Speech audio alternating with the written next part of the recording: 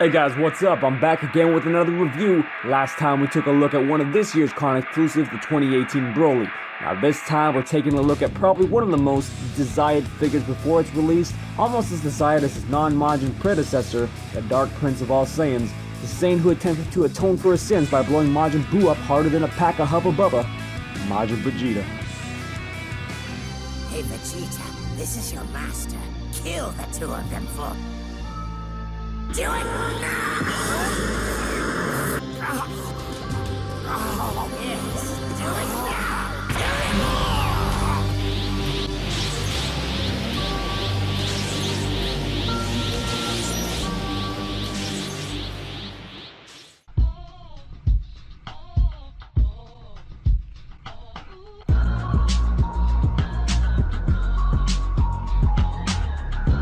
Alright folks, so after many years of pining and whining by its fans, Tamashii finally decided to grace us with the production of a Majin Vegeta figure. Now I mean, it's not like we pay the money for their products or anything, so why would they take so long and actually listen to us fans? But actually, you know what though, if you take into consideration the whole timeline of the franchise, it actually didn't take that long considering this is at least on a 2.0 body, and these haven't been around for as long of a time. Now the figure itself features a lot of the same amount of detail that goes into many other figures in the line, right from the superb articulation to the swappable expressions and faceplates. And at first glance, Majin Vegeta appears to be a really solid figure. You know who it is when you see it, and there's at least a remarkable difference in terms of his outfit. That said, however, this figure upon first impression almost feels like we got the Super Vegeta head with an M stamp on the forehead attached to a prototype body and sold to us. Why? Let's get into it further.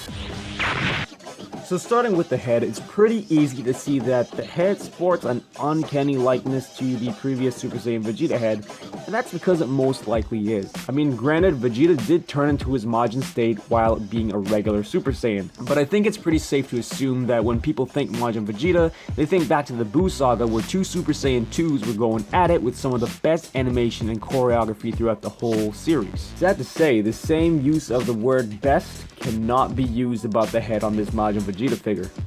Aside from that aspect though, there is at least the iconic M across the forehead, and at least this one's not off center or anything like that.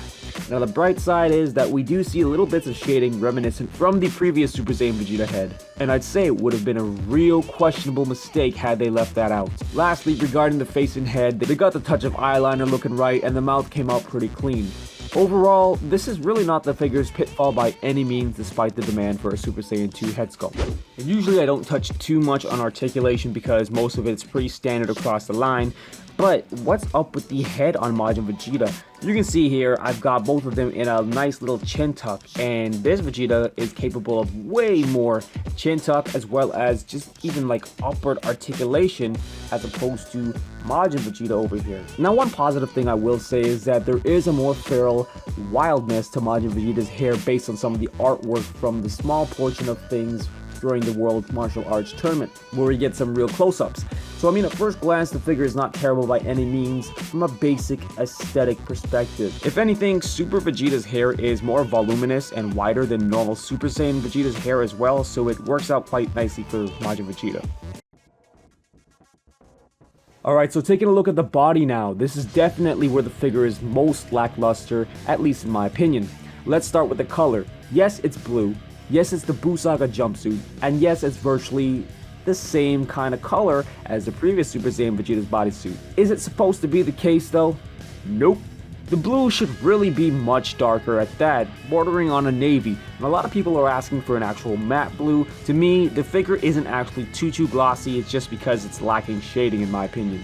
Which is a segue to my next point. There is a lot of controversy about the figure lacking shading, and I completely agree. I mean, it looks unfinished, guys. It looks like they plucked this out of a Comic-Con demo and just said, hey, you know what, let's shut some fans up for a little bit, keep things quiet, and produce a Majin Vegeta figure as soon as we can.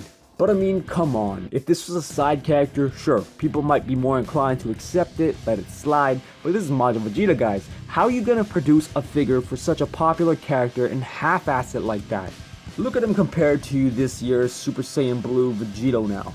I know it's not the exact shade of blue shown in the anime for Majin Vegeta in some instances, but look at how much of a difference the shading and higher color quality can make on a figure. And this, remember, is a 1.0. This is a 2.0. Where's the higher standards? Come on. And lastly, if you're wondering, yes, you can swap the previous Super Saiyan Vegeta head onto the Majin Vegeta body for a solid regular Buu Saga Super Saiyan Vegeta. A little bit of an edit here. After popping the heads off, I am able to get a little bit more, well actually a lot more motion out of Majin Vegeta's head, so it could have been just that the ball joint was shoved way up there.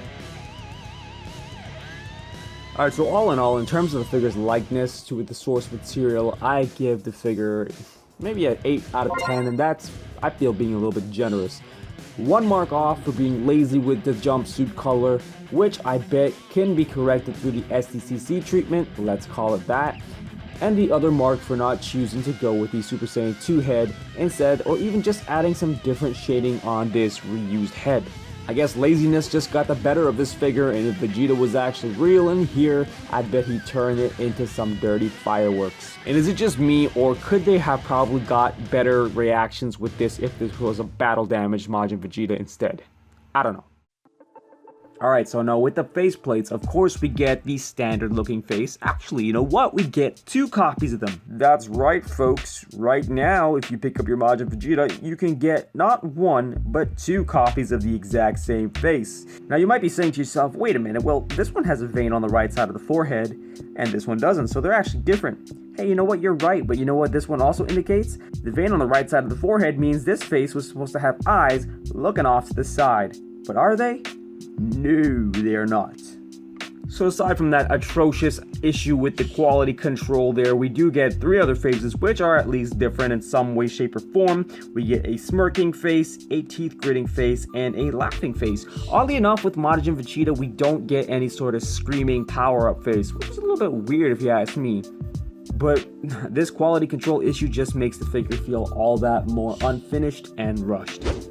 First off, with the hands, we get the standard fists, we get the martial arts / grabbing hands, and we get our blast hands. Now aside from this, we got the Majin Vegeta gang sign, or in other words, the hand for the atomic blast. One interesting thing to note is this is actually the first 2.0 Vegeta we've gotten that does not feature a crossed arms accessory.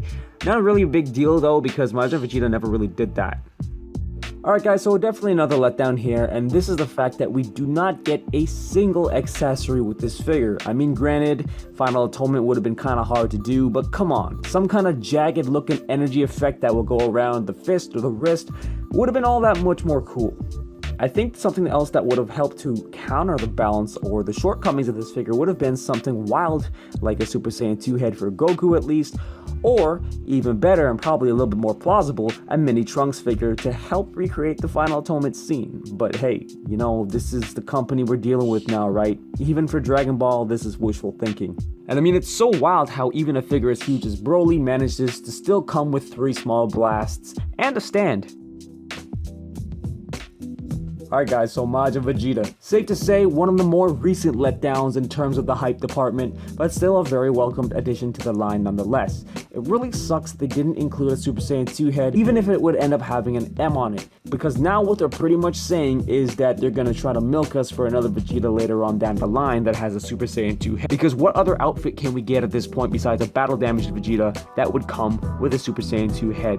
But Majin Vegeta, did you get him? Will you be getting him? Did you pass? Personally, I'm happy to finally have him, but I wish he was better. And you know what? I'll be honest here guys, Bandai has really been ticking me off lately with their lameness when it comes to the quality control and just delivering on some figures in general.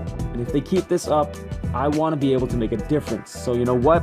If it comes to that point, we'll uprise a little bit on social media, but we'll see what they do for the meantime. That's all I got for you guys on this one today, and you know what I always say, may the best of your todays be the worst of your tomorrows. Peace.